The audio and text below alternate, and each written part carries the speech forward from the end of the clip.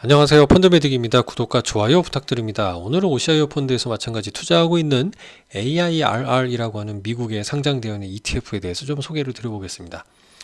이 에이스 미국 중심 중소형 제조업이라는 ETF가 올해 1월에 이제 상장을 했는데요. 요거랑 비슷한 컨셉이긴 해요. 이제 아메리칸 퍼스트, 미국 중심, 리쇼어링 이런 등등의 수혜를 받을 수 있는 포트폴리오라고 볼 수 있는데 한번 살펴보면 이렇습니다. 일단 최근 1년 성과가 OCIO 빨간색으로 표시된 주가가 7.67%인데 녹색으로 표시된 미국 대비 상당히 높은 방어력을 보여주고 있고요. 우리나라 이렇게 반등하는 한국도 일부 좀 투자하고 있기 때문에 이런 자산 배분의 효과가 나타난다라고 지난번 영상에서도 말씀드렸을 거예요. 오늘은 이렇게 비결인 자산 배분이라고 보여드린 해외 주식 상위 투자하는 것 중에 지난번 EAF를 말씀드렸다면 요 QQQ는 나스닥이고 S&P 500, 뭐 이머징 이런 거 다 알고 계시잖아요. 엔화 노출도 제가 지난번에 다른 영상에서 소개해드린 적이 있습니다. 오늘은 7번에 있는 퍼스트 트러스트의 RBA 아메리칸 인더스트리얼 이렇게 뒤에 잘렸는데요. 이제 제조업 르네상스의 약자인 RBA 퍼스트 트러스트사의 ETF를 소개를 드릴까 합니다. 네, 이제 풀네임은 이렇습니다. RBA 아메리칸 인더스트리얼 르네상스 ETF. 그래서 이 약자가 AIRR이고요.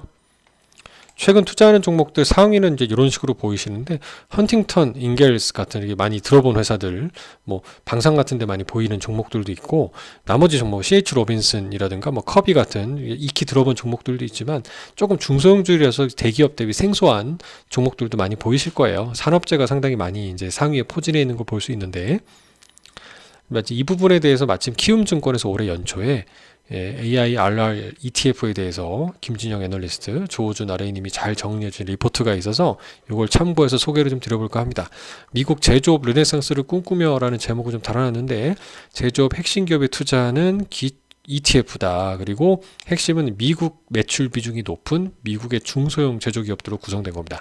그러니까 이번에 현대차가 미국에 뭐 짓는다. 각종 방산 기업이든 여러 기업들이 미국으로 좀 들어와야 관세에 대해서 조금 혜택을 본다라는 쪽으로 트럼프가 몰아가고 있죠. 그러면 당연히 미국 내에 뭐 공장을 짓든 산업 설비를 짓든 그런 등등 관련 밸류체인 있는 회사들이 매출이 늘어날 건 자명할 겁니다. 관련해서 미국 제조업 르네상스를 꿈꾸는 트럼프 2기 정책에 직접 간접적인 수혜를 기대된다는 게 이 상품의 특징, 장점이라고 볼 수 있습니다. 2014년에 사실 좀 출시됐던 상품이었고요. 얘의 핵심은 탈세계화입니다. 세계 질서가 이제 미국 중심, 뭐 약간 리쇼어링 추진이라고 하니까 공장을 이제 미국으로 다시 뽑아서 이전하려는 흐름들은 뭐 계속 지속이 되고 있었고요. 국가안보의 강화, 인플레이션 등으로 인한 이런 세계 질서의 패러다임 변화에 대응하는 상품이라고 좀 거창하게 생각해 볼 수도 있겠습니다. 좀 중소형 산업재들에 좀 초점을 맞추고 있다는 거고요. 그래서 관련해서 여기 상위 종목들이 좀 나와 있는데 미국 중심의 공급망 재편, 제조업 강화 트렌드에 수혜를 받을 것으로 예상되는 기업들인데 흥미로운 거는 여기 은행주도 비중 10% 범위 내에서 편입이 되는데요.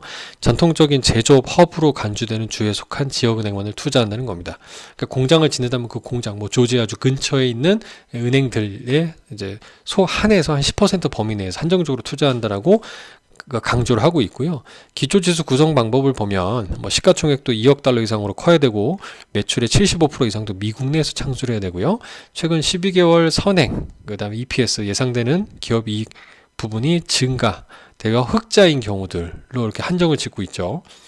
그리고 뭐 우주항공, 항공, 화물운송, 물류, 건축자재, 상업 등등 앞서 말씀드린 제조업 르네상스 관련된 밸류체인들로 업종을 묶어놓은 거라고 볼 수 있습니다.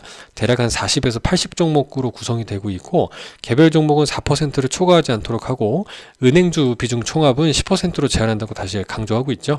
참고해 주시면 좋겠습니다. 왜냐하면 재작년 뭐 실리콘밸리 뱅크 사태, 그다음에 퍼스트 리퍼블릭 뱅크 사태 등등의 이제 금융기관들 요새 재택근무 코로나 끝나고 나서 복귀해야 되는데 여전히 재택을 하다 보니까 뭐 공실이 많고 그래서 서부 지역에 뭐 공실이 많은 오피스들, 그래서 은행들이 뭐 돈을 떼이고 뭐 파산하는 거 아니냐 우려 등등을 많이 들어보셨을 것 같고요. 그렇기 때문에 가급적 아까 말씀드렸죠. 투자가 이루어지는 스테이트 주 인근에 있는 지역 은행이라고 했으니까 실제 투자가 이루어지고 산업 생산에 대한 대출을 해주는 지역 은행들 위주로 투자하겠다라고 좀 한정 짓는다는 걸 봐주시면 좋을 것 같습니다. 그리고 아까 상위 10개 종목에 봤을 때 뭐 은행주도 안 보였어요. 거의 다 산업재 종목들이었으니까 뭐 그 점은 크게 염려 안 해도 될 것 같습니다. 네, 미국 외 지역에서 이렇게 자산 배분형 상품은 이렇게 기회를 찾으려는 노력을 가진다라는 점에서 이런 AIRR을 투자하는 노력도 좀 같이 좀 기특하게 생각해 주시면 좋겠다는 생각을 갖고 있고, 흥미로운 건 최근에 국내 상장한 에이스의 미국 중심 중소형 제조업이라는 상품이 1월 21일에 이런 똑같은 AIRR 컨셉으로 출시가 됐거든요. 주가가 한 15% 넘게 빠졌습니다. 이거는 출시는 분명히 앞으로의 미래 성장성이 좋아서 출시를 했을 건데 타이밍이 헛발질했나요? 투자하자마자 빠졌네요. 지금 미국 증시 하락과 맞물린 부분이 있는데 오히려 호재지 않을까라는 생각도 일부 해보게 됩니다. 미국의 어떤 기술주 중심의 상승이 살짝 쉬고요. 상대적으로 이런 제조업 중심의 중소형주 중심의 좀 상승, 또 견조한 주가 상승이 나타난다면 자산 배분 펀드 매니저들, 여러분도 자산 운용하실 때 연금 자산의 경우는 이런 경우로 좀 다변화해 놓는 게 조금 피해도 덜 보고 새로운 기회를 찾을 수 있는 부분이 아닌가라고 오늘 OCIO 펀드에서 한번 힌트를 얻어가게 되었습니다. 감사합니다.